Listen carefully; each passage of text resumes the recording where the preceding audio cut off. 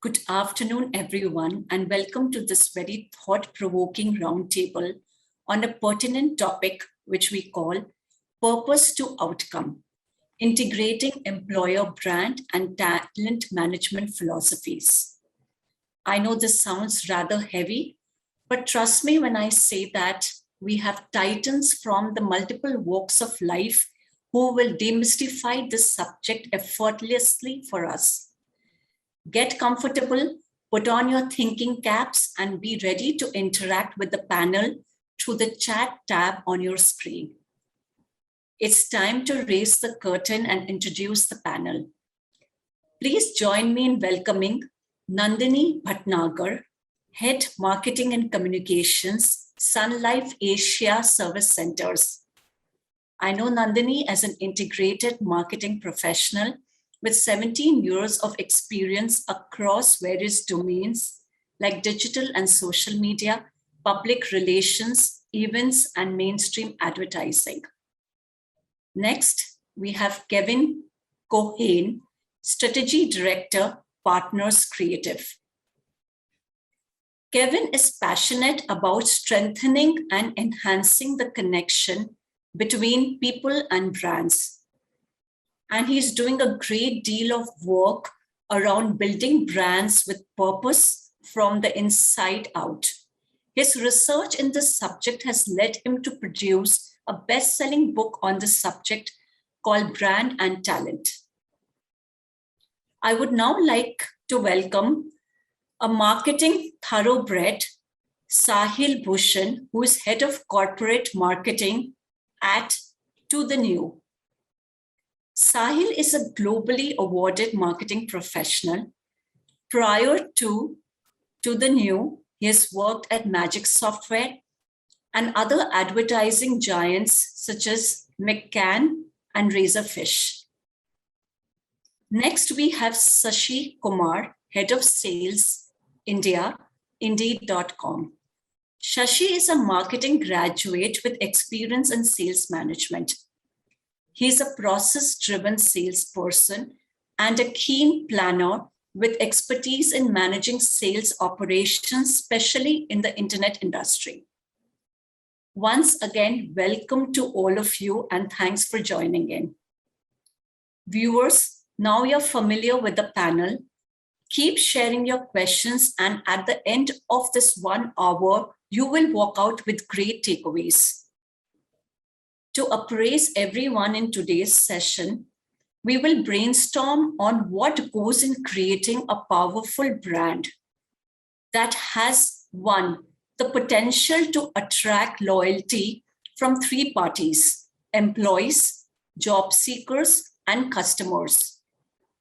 And 2, the other tangible and non-tangible benefits it brings to an organization.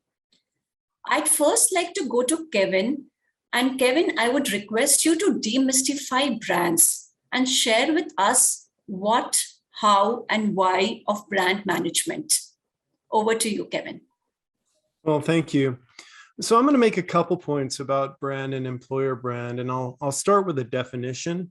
There are many definitions, but I like to think about brand as a promise that you make to the market, to the investors, to your stakeholders, to your community, and to your people before, during, and after they're associated with your organization. And it's really important that everything that you say as an organization and everything that you do as an organization really is going to be either contributing to or undermining whatever that expectation that you promise is, or that experience is that you promise. And it really has to be true and authentic to who you are. It can't be fake. It can't be something you say but don't actually do. It has to actually be relevant and compelling to the talent that you already have and the talent you're trying to bring into the organization. Pardon me. And it absolutely has to be distinctive and differentiating to your competitors. So that's how I define it. And I'll try to quickly make 4 points. First, it's really important to see brand and employer brand as 2 sides of the same coin. So you can't have sort of a brand doing one thing and your employer brand doing the other in the talent marketplace. It can be expressed differently because the audience is different, but it really needs to match the employee life cycle as much as it matches when you do branding, your customer life cycle, your customer experience. The second point is often people confuse the difference between an employer brand and recruitment marketing. Clearly, your brand informs and inspires your recruitment marketing, but they are two different things. Marketing is the thing that creates awareness and interest and desire and action, where the brand is more who you are, what you stand for, what you want to be known for, and the promise you make. I guess the third point I would make is that it is about your culture. It's not just about recruitment marketing, and you need to ensure that whatever that promise you're making in the marketplace is actually being delivered. So again, coming back to the idea of being true and authentic. One little warning I guess I would say about culture that people can think about is that your culture as an organization actually changes every time somebody joins it and every time somebody leaves it. And I know that there is a trend around hiring for culture fit, which I think is a smart thing to do, but it does come with a little caveat, which is when you're trying to be diverse and when you're trying to be inclusive as an organization, you can sometimes limit your gene pool, so to speak. If you're only hiring people who quote unquote fit your culture, it can lead to kind of hiring people who are all very much alike and won't be innovative and won't bring new perspectives. And quickly, my fourth point and final point before we move on is really the idea of purpose. I know it's one of the key topics we're going to talk about today. And a lot of organizations are doubling down on purpose. They're saying how important it is, the impact they have on the world around them, the impact they have on consumers, on their workforce, and so on. And I think it's really important just to be clear and honest as an organization when it comes to purpose. And what I mean by that is it really something you're doing primarily for branding and marketing? Or is it something you're going to hardwire into how you operate? Is it something you're going to hardwire into your processes and really everything you do, from your supply chain to your people, to the kind of investments you make as an organization, the products you create, the products you choose not to create, the markets you choose not to enter? It's just important to be really honest about whether you're seeing or your leadership sees it as an investment in marketing and branding, or a somewhat bigger investment, which is actually where the real value comes. So I'll stop there. Very interesting, Kevin. Thank you for sharing those points. And, I really like the way you say that, a brand is nothing but a promise. And I'll move to Nandini. And Nandini, if we can move backwards and you can just kind of give us a glimpse of how brand management has evolved, in the last, let's say, 10 years or maybe before, or in that period. And maybe every few years, the way we look at brand management has changed drastically. So what are some of those drivers that have led to this change? Pooja, if I just look at employer branding as a space, I believe in the last 6-7 years, it has transformed, it has exploded, it has changed for the better. What I also mean by that is any kind of brand journey is corresponding to the business journey, right? In the last 6-7 years, the consumer journeys have become digital. They have become experiential. What it means is there's going to be a lot more investment in digital and those kind of practices. What it means for talent is therefore that the kind of people we are looking for is going to change. The kind of skills we are going to look for is going to change. What that will mean is that the ways of working are changing. So you see, I would say that anything that is changing, whether it is with respect to business or consumers, will ultimately affect the talent brand. What has changed in the last 6-7 years? 7 years ago, when I started working in this particular domain, the function rarely existed in most of the organizations. Today, all the progressive organizations are spending dedicated amount of time, effort, and resources into the function. The whole concept of talent war, the great resignation, the big exodus, all that conversation that we hear in the media space, basically means that the kind of skills that we are looking for, there is a gap between demand and supply. What it also means is there is going to be an increasing focus on reskilling and upskilling of people. So the gamut of the brand conversation now has become bigger, Earlier, if it was only marketing socially or marketing on some platforms, the conversation, like Kevin said, on culture, or on learning and development, growth. So brand is getting its tentacles into all of this. And I believe employer branding is definitely an integrated version of all of this. Because like Kevin said, if it's not true internally, if it is not authentic, people are not going to be able to buy it. And if they do bite into it, then the experience is going to be very, very different. So I believe with the advent of digital and technology and skills and different kind of business models, and of course with COVID now, new ways of working, the nature of the brand journey has changed. I believe it's become more encompassing.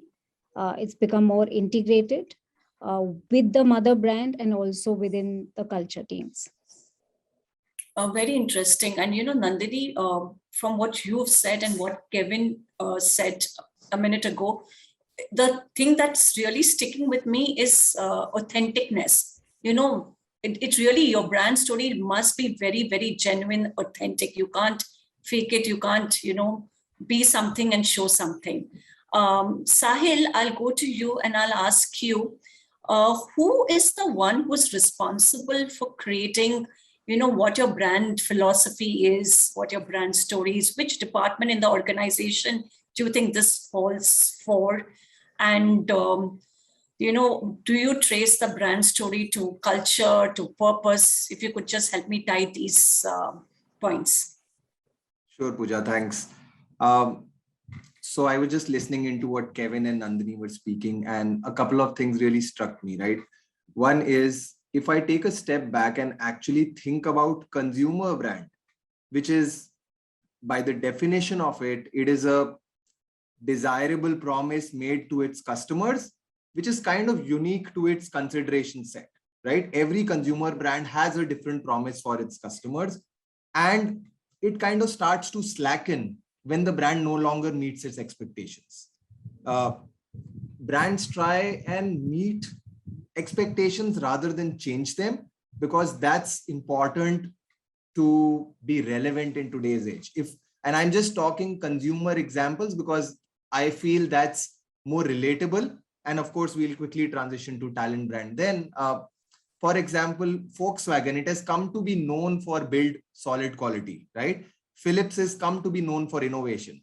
Now, similarly, if you transition this to talent brand, even today, organizations are doing all that they can. A lot of organizations have institutionalized a talent brand function within their marketing or HR teams. But if you see, there is little differentiation between organizations in the same industry or sector. There are some organizations which are really cutting through, and we are really kind of stand out, whether it's a Google or a Microsoft or an Apple, because their talent brand and consumer brand actually fuse together. That's where the real kind of magic starts to happen. And until and unless you are driving the engines with two different drivers, it's not going to fly. Function must come together in this exercise to be able to understand what the real strength or the weakness of the organization is, and then kind of map their strategy out. And and there is no right or wrong way to do this. The ethos of this starts actually with culture, like you pointed out, because and it starts top down. It doesn't go bottom up. That's just not the way it works. We hope that new joiners join an organization with the intent of being culturally aligned. It doesn't work that way. Unless the CXOs, the top leadership, and so on, they kind of demonstrate that culture day in, day out, that's when the new joiners are going to take notice of it. And in today's time and age, with remote working, hybrid working spaces, there is only one aspect that will differentiate one organization versus the other, which will be culture. If I'm joining a new organization, I'm possibly not going to experience that for a while now. I will just be an individual contributor until I go and meet people and see what the culture is about. And for me, my culture is my manager, right? Because that's the person who I'll be speaking to the most and interacting with him the most. So if that is going to be the real deal, it's time, and it's high time that we pay importance to not just having cultural values on a piece of paper, but actually live by it, right? And the biggest risk that we face today would be in the talent brand space would be not taking a side. It is okay to be right or wrong, but we have to now take a side. Otherwise, organizations will be just left out. That's kind of my 2 cents on it. Interesting points there, Sahil. And, Sahil, I really liked, when you said that change is important. And one example that comes to my mind is, when we talk about Fair and Lovely. So they went through a change of the, what their brand would actually bring to the customer. It's just not fairness, but, it's the overall attractiveness. And also integrating brand and talent management is also very important. So with that, I move to Shashi. And Shashi, my question to you is that how does your brand story help you to win the talent war? How do you connect it to recruitment? Absolutely connected and impacts recruitment, right? I mean, it directly impacts 3 metrics that matter the most to any recruiter: quality of hire, time to hire, and the cost to hire. It impacts all of these 3 over a period of time. It's important, like how everybody else said, that the message remains authentic, because you'll be torn to shreds in different media. I mean, you've got a lot of, places like where you have reviews, you've got Blind, you've got Glassdoor, you've got Indeed's company pages, where people are discussing your story, discussing what it means to work with your company, what it means to go through an interview process with your company in detail. So unless that matches up with the lived experience, it is not going to help in any way. So really, the connection between employer brand obviously serves 2 purposes. One, it's talking to the employees, and it's also talking to potential employees and drastically helping inform how or the kind of people a company is able to hire, at what cost and how much time. Interesting, Shashi. Today in India, we see the gig market really expanding, and India is actually a front runner. To a large extent, the success of internet businesses in India has also given a push to the on-demand economy. So because this is a rising thing and it wasn't there, about 4 or 5 years back.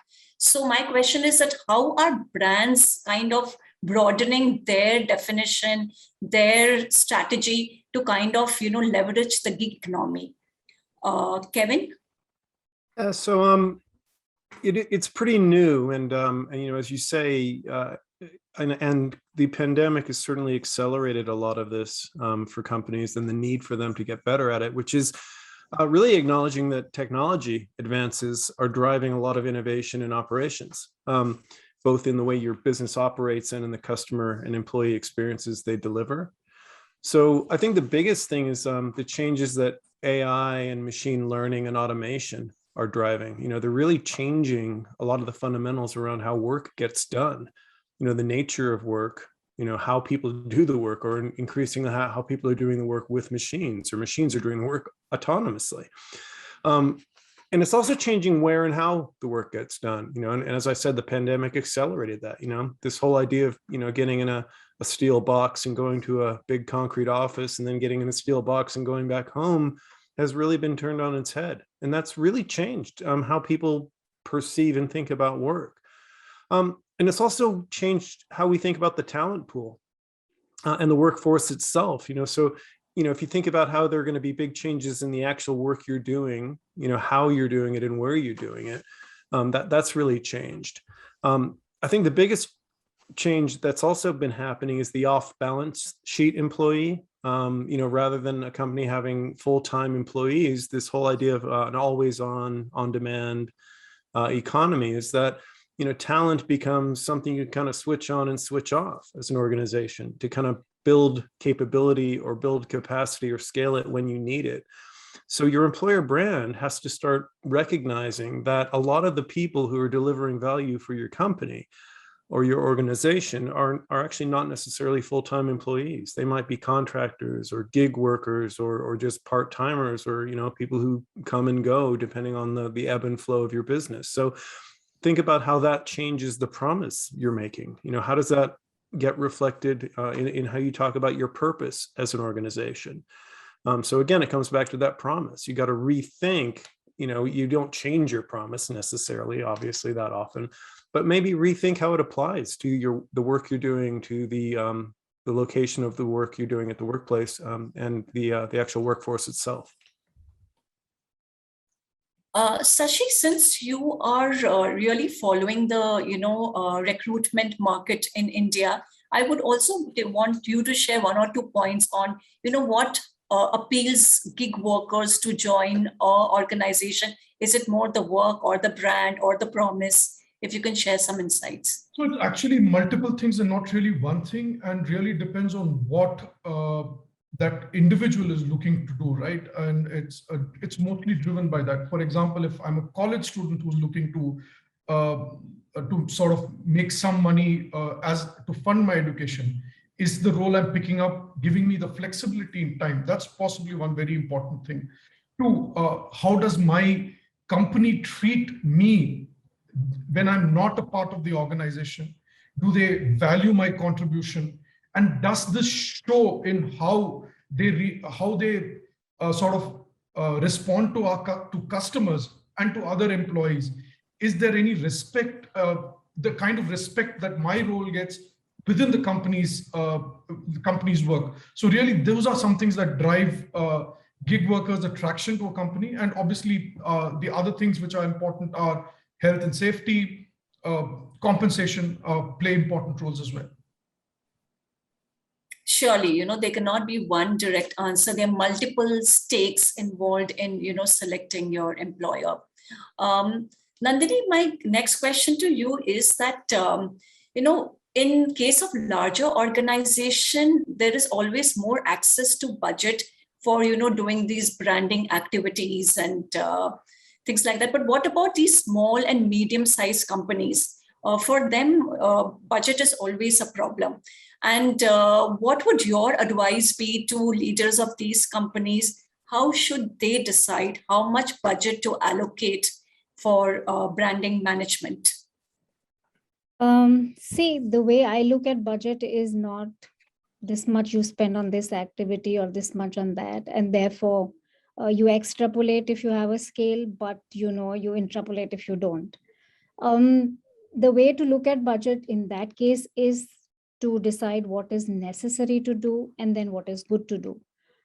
In my mind, to be able to articulate your differentiation should be the first priority. And whether, if you don't have budgets, then you can find a core team internally and start doing it internally. Sometimes, in my experience also, we have not done extensive research studies externally, but what we've done is taken public reports and made sense out of it. But the most important is to identify that value proposition that you're going to communicate, because that is the starting point of it all. Budget or no budget. And you can find ways and means to do it within limited means. Thereafter, of course, I believe all the activation that you do are really vehicles to distribute the same message or more meaningful messages. And those can definitely be worked out depending on what kind of monies you have available. I also believe because the function has evolved in the last 6-7 years, those kind of conversations which we used to have 6-7 years ago, we don't have them. Most of the organizations today are a little more ready with resources and budget than they were earlier on. But somewhere there needs to be some kind of education as well to the leadership from the function. For example, they may come with a perspective that, we need to splash the social media, because they're seeing other organizations making that kind of noise.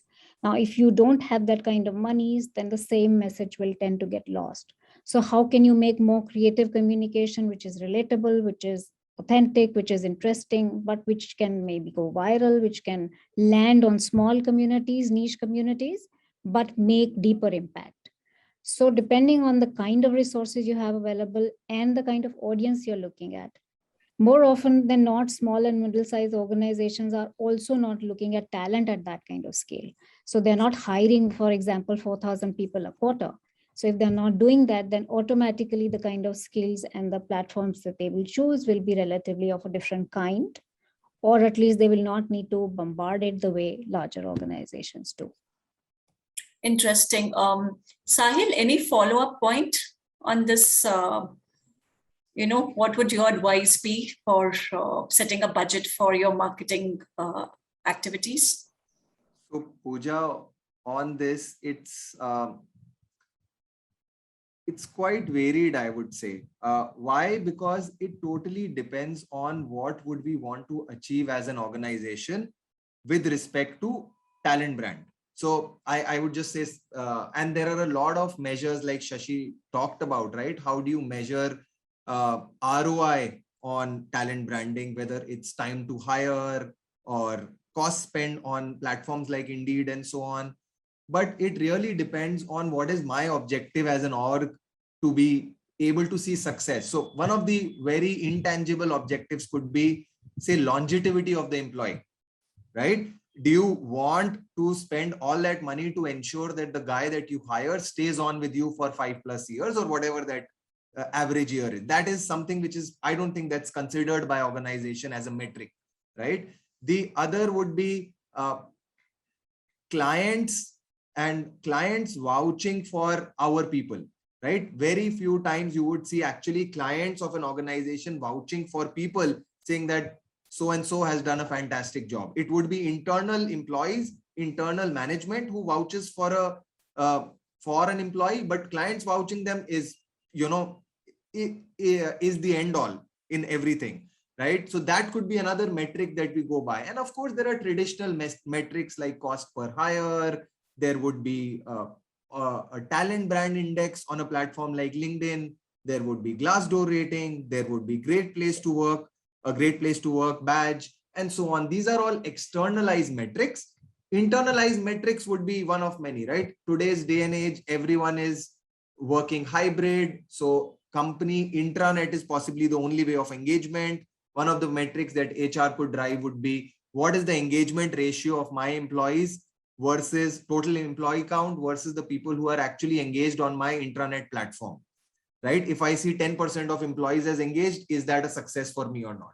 So it's very varied. And the bottom line being that compensation should cease to be as a measure of organization stickiness, right? As and when that stops, your talent brand starts to evolve. If people are happy, compensation automatically kind of takes the back seat, and the organization itself starts to grow. And we've seen a lot of examples, a lot of startups which are there right now, which have kind of gone IPO or are raising millions of dollars worth seed funding, or traditional employers who've kind of seen this happening. And this varies from small companies to bigger ones. Bigger ones have the challenge of communicating the same talent brand value across their geographies.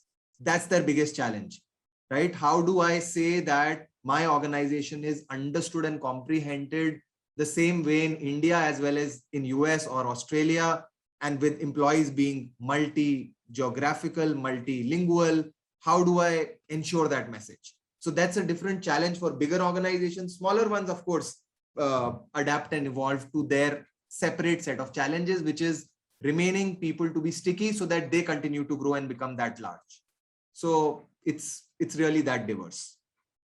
Sahil, taking a cue from what you spoke about, communicating your brand strategy in a larger, marketplace or amongst a larger audience. Shashi, what role does instant feedback play in creating a brand's reputation? So, how does that work? How do brands need to be careful about the feedback they're getting from the internal sources for talent management and talent acquisition?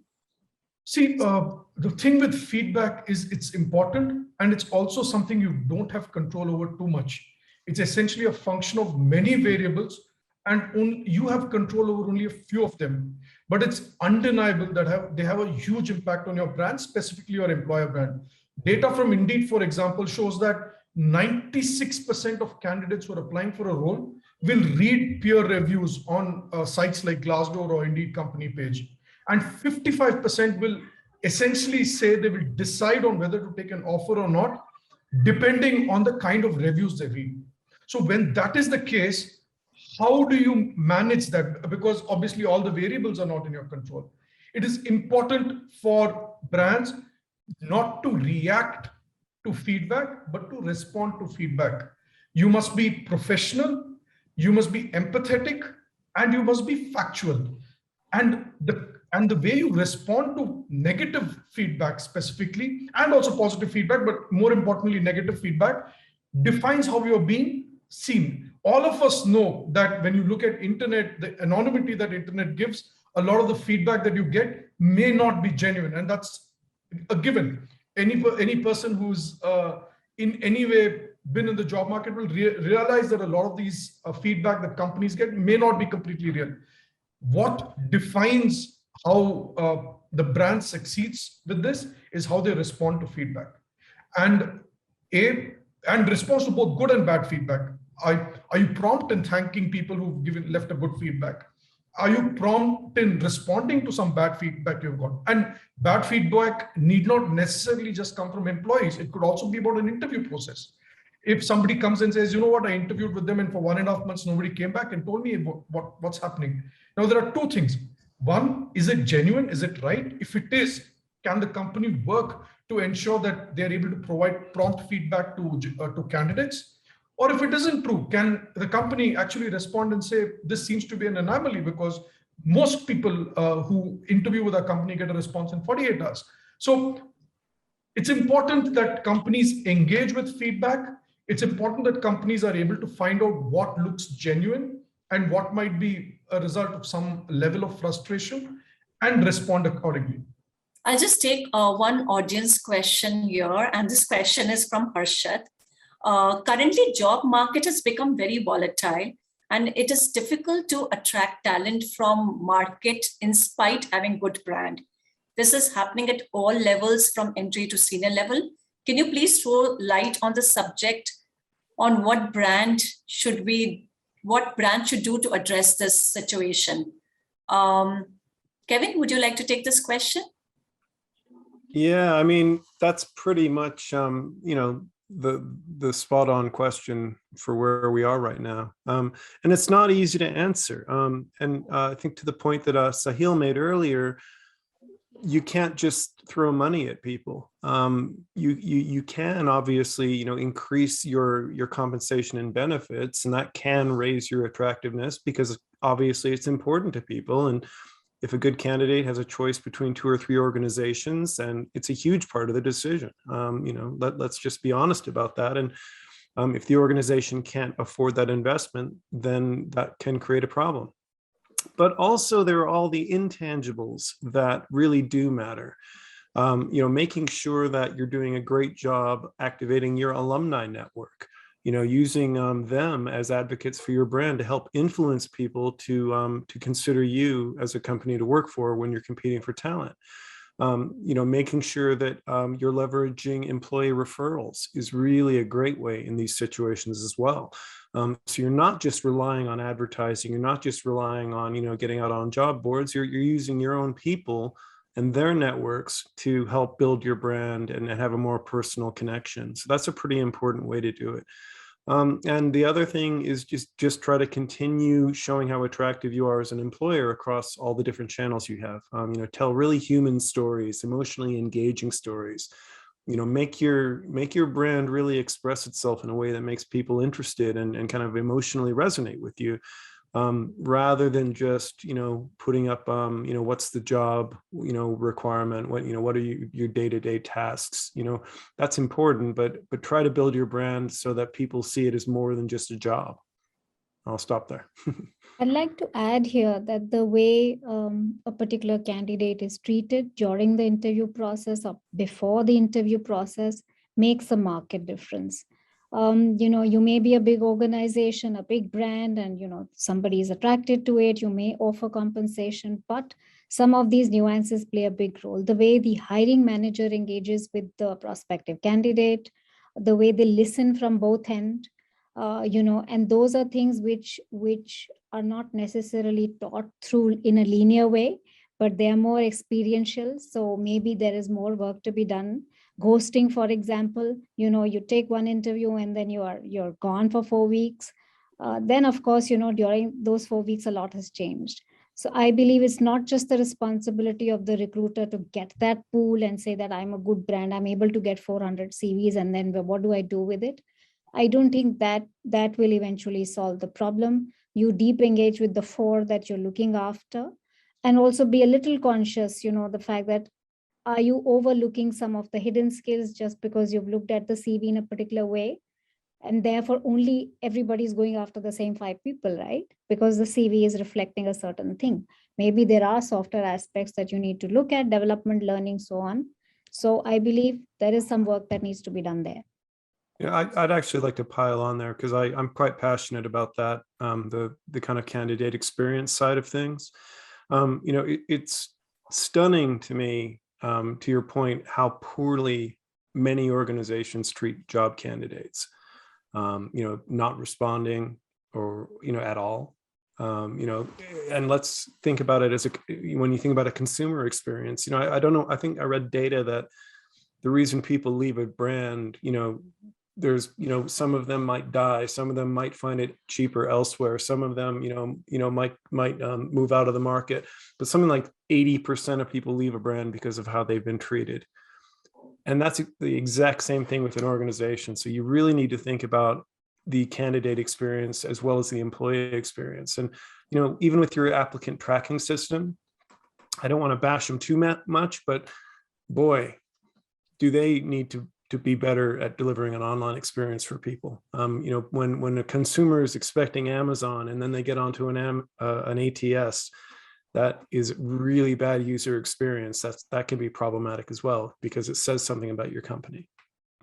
I'd like to add on to this one for Harshad. So I think that the job market was actually always volatile, just that COVID has accelerated it and people come to know more about it.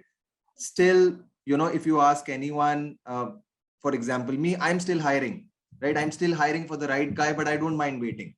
That's perfectly fine. If I hire the right fit, if I am able to pay a premium for that candidate, I'm okay. Honestly, that's the case with most of us.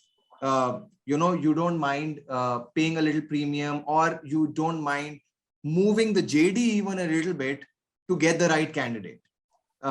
That's one. The second thing is I think at the time of hiring, a lot of hiring managers, and it's on the onus of hiring managers than the recruiters, they forget to customize the JD. They just forget to do that. They have a standard JD for a set number of years of experience. They shoot it out. If you churn out something which is mass market, you will get something which is mass market. So it's as simple as that. Unless you pay effort on actually customizing the JD for the candidate, you'll get a great one. So there is, kind of no doubt on that. The last one would be to Kevin's point. Actually, we internally within our organization, we set there is a KRA on all the recruiters to respond to all the candidates, yes or no, within an X number of hours. And it hits their annual appraisals, and unless you tie it back to KRAs, it's not going to yield success naturally. And then it comes naturally to all our recruiters and everyone, whether it's the hiring managers or the recruiters, even positive, negative feedback. We do give feedback and close the loop. The idea is to close the loop, and with the common intention that anyone who's getting hired by us or not getting hired by us drives home a really good experience. If he's not getting hired by us, he wants to get hired by us the next time. That's the message that we try to give out always at across levels. So yeah. Interesting points from all three of you. And I feel that every touch point that we have with the outside world, we have to be very careful. That helps to, relate the brand story. So be it the job description, be it candidate experience, every point is an opportunity to kind of, relate your brand story. To that, Shashi, one question for you is that, what role do current employees play in being brand ambassadors? And we also have an audience question that is addressed to Kevin, wherein somebody is asking that you spoke about alumni, but somebody who's leaving your organization, why would they help you to get other employees? So we'll first go to Shashi, who can share an anecdote on brand ambassador, and then Kevin, you can answer that question. Well, that's a good question. And I think your current employees are your biggest brand ambassadors, possibly even bigger than your CEO. Who wants, as an employee, I am more interested in knowing what the guy who's sitting next to me or girl sitting next to me thinks about this organization and working there, rather than what the CEO thinks, because this is my daily interaction, right? And this is the lived reality that I, as a potential candidate or a potential employee, will see within the company. So, and it's important, really important, to get your employee story out there if you want to attract great talent. If you're looking to attract great tech talent, what does it mean for tech talent inside your company? If you're looking to attract great salespeople, what is it that matters to salespeople, and how much of that is experienced by the current salespeople in your organization? So that's something which is most important. And I believe more than the leaders, it is the stories of the guys and girls who are actually doing the jobs every day that matters in an employer brand story. I always like to think of the employee experience as your relationship with the person before they join you, when they're a part of your organization, and then after they've left your organization. And the days of somebody coming and working for you, at least in our markets and probably around the world, the days of people coming and working for you for 30 years are long gone. So that's just a ridiculous expectation. People are going to leave. Now, some are going to leave for bad reasons, but the majority of people leave for perfectly good reasons. And sometimes you lose people that are really valuable. Well, where are they going to go? Maybe they'll go to a competitor. Often they go to somebody who might be a future customer of yours. Often they might come back to you someday if you value them. So, they may become a really good ambassador and refer people to your company. They might run into people and say, oh, the company I used to work for, you should check them out. So the thing here is, how do you manage the exit experience of the employee? People mess this up all the time. Even people who have been really valuable employees, sometimes the way they feel when they leave the organization is not great.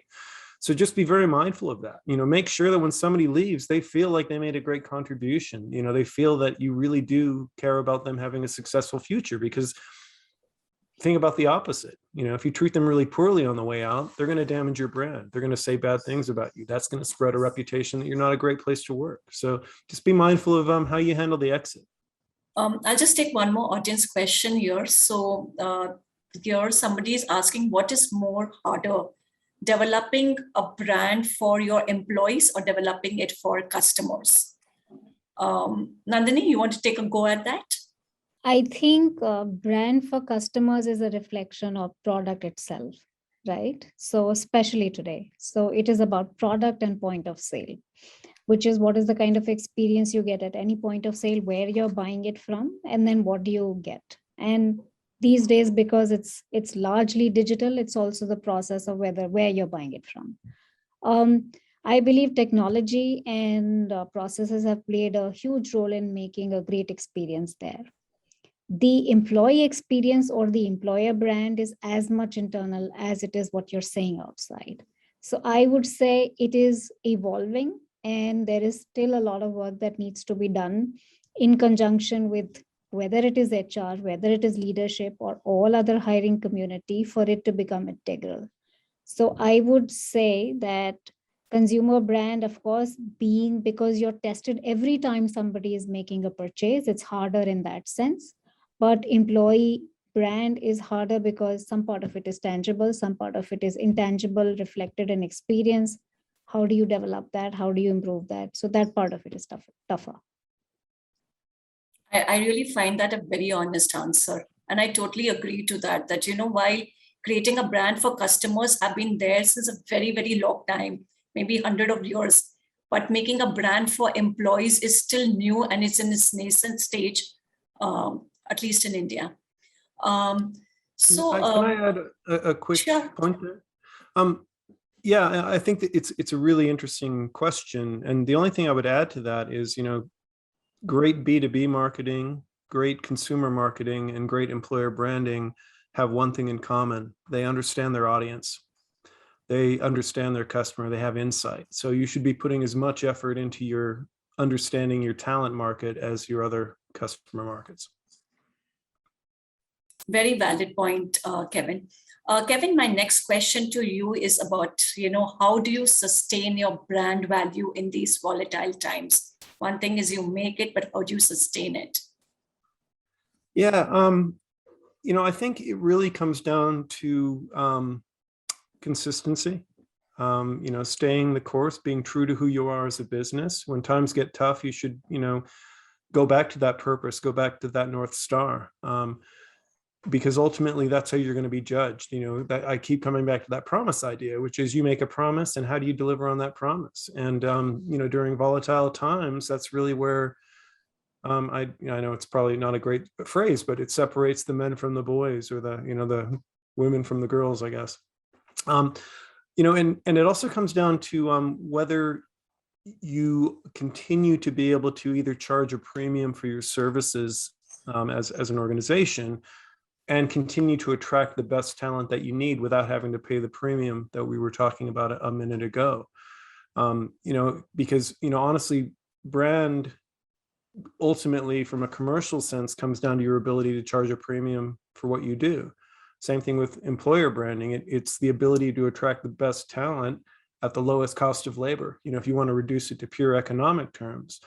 And so sustaining that value means you've constantly got to be figuring out new and better ways to reach your market for talent and to make sure you're continually delivering on the promise that you made in terms of the employee experience you're delivering. And again, you're going to hear this from me a lot. Show, don't tell, do, don't say. And always go back to your purpose when you're making decisions, because when times are tough, that's when you sometimes maybe you start thinking about making decisions that are at odds with your values and your purpose as an organization. Kevin, these things that you've talked about is really hard. It's really hard for one to implement and execute, and at every point, when we talk about a complex organization structures and things like that. So Nandini, my question to you is that Kevin has shared an amazing outline of, what a sustainable brand looks like. For any organization, let's say, who's in its nascent stage to develop a brand story, what would your advice be for them? What to look at, how to start, what to prioritize, and what to leave for later, maybe? See, for me, the first step should be to think like a marketer as well as a people person. So whoever is given that role has to first arrive at this intersection, which is people plus marketing, which means that you're not a pure consumer marketer, nor are you a pure HR person, because you're also looking out for candidates externally.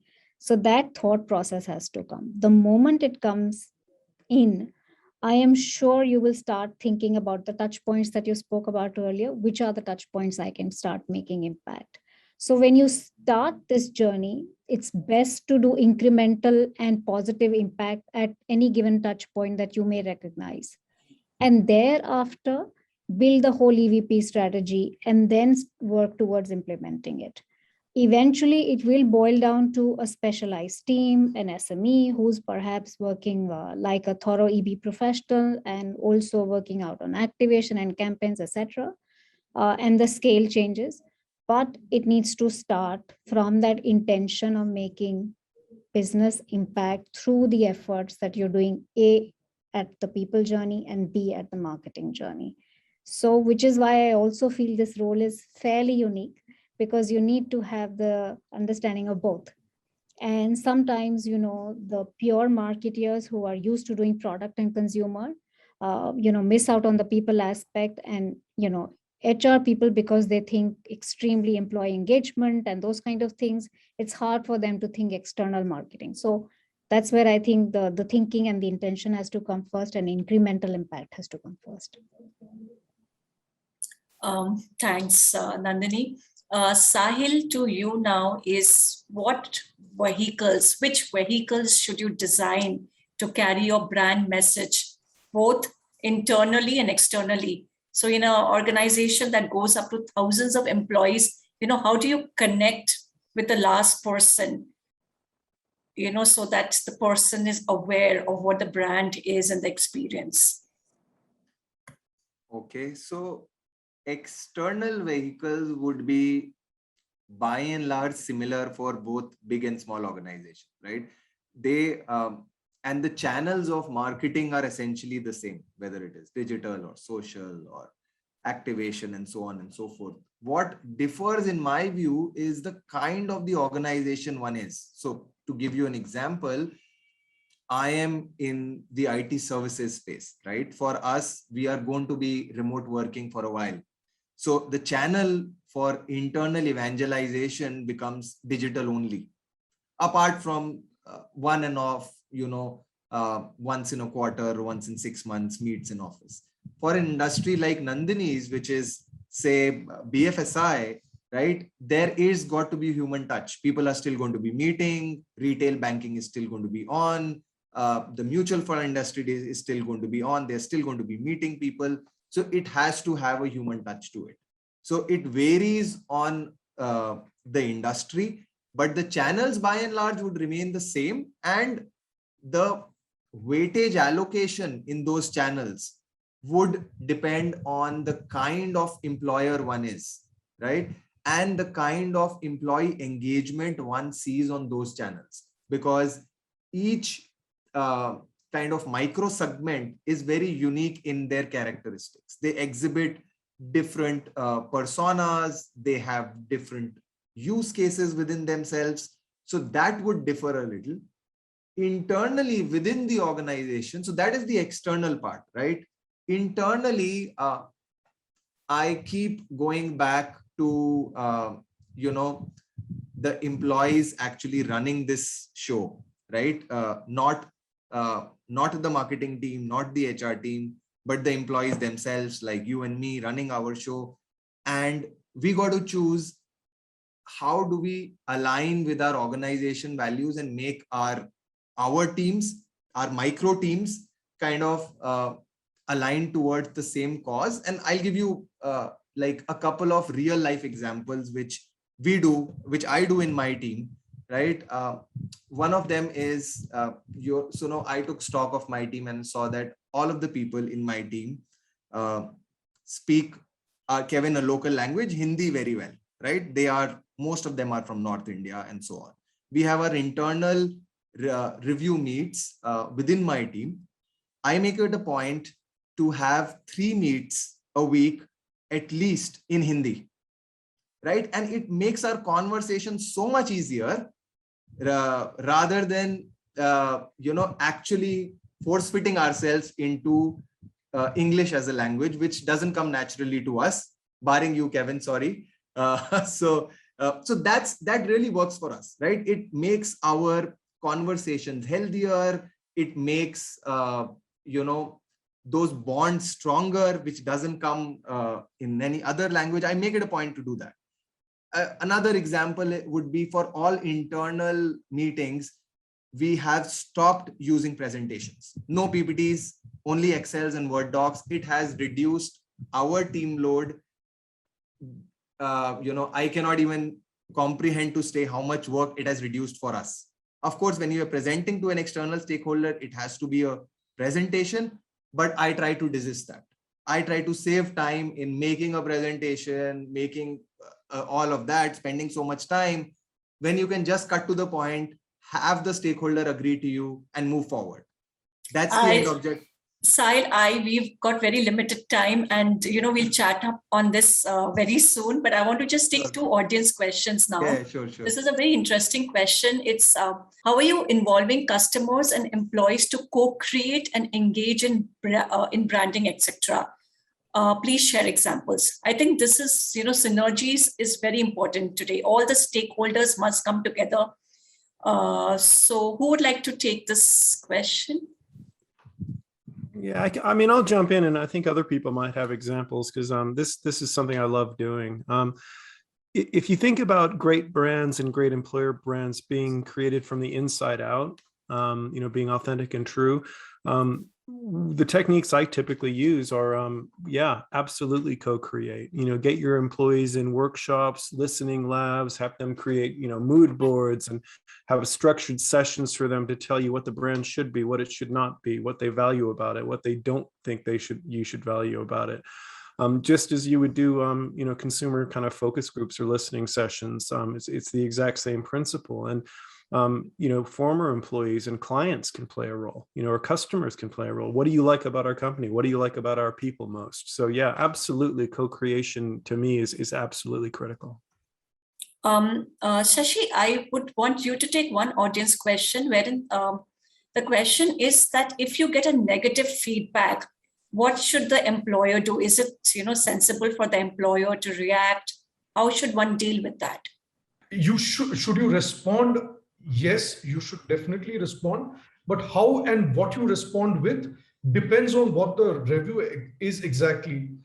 You've got different kinds of negative reviews. One could be something which is an insinuation about a person or a bit of a character assassination. I think it's safe to ignore that, because people on the other side know that this is not, somebody's just talking bad about another person. But if there is something that sounds genuine, something like which says, I waited 3 hours in your reception before I got an interview.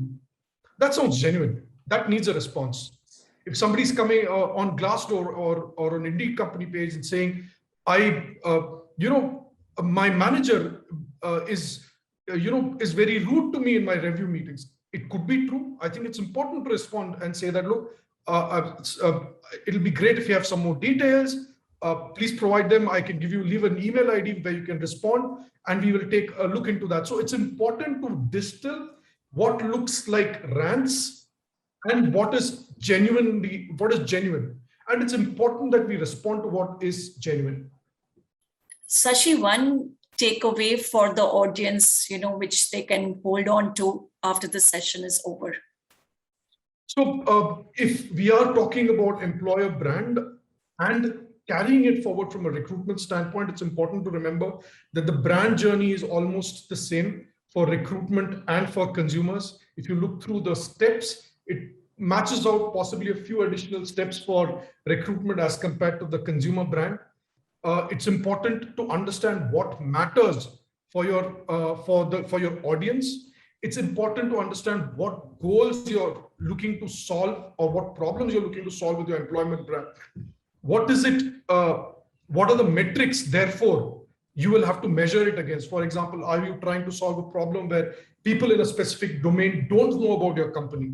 Then the metrics will be a lot more different than trying to solve a problem of not getting enough applications. So try and define the problem first, then look at what will address that problem and define what metrics you'll measure against that. And care for your people as much as you care for your consumers.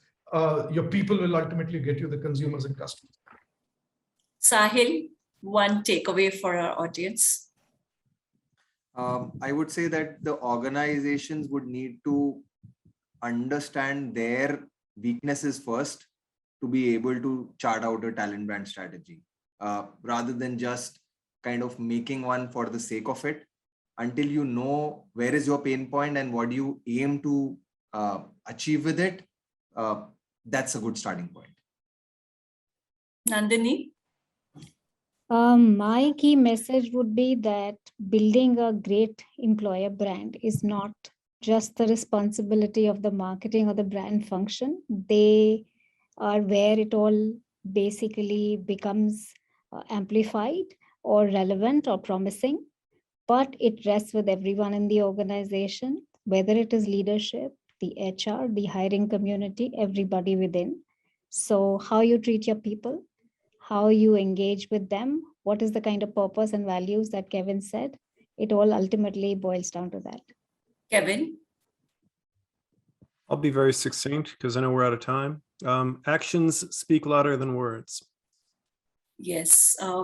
So we've had a very interesting conversation and I'm conscious of time. So I'll just conclude by saying a lot is in stake for organizations who don't have a strong brand, whether it is to win talent war or to develop loyalty of your customers. You need a strong brand. And to create that first, you have to align your purpose and culture to satisfy the employees, because only happy employees can make happy customers. With that, thank you for attending this roundtable, viewers. I hope you found it insightful. Thank you from the team of ETHRWorld, and we've done this in collaboration with Indeed. Thank you, panelists, for sharing your insights and coming for this show. Thank you.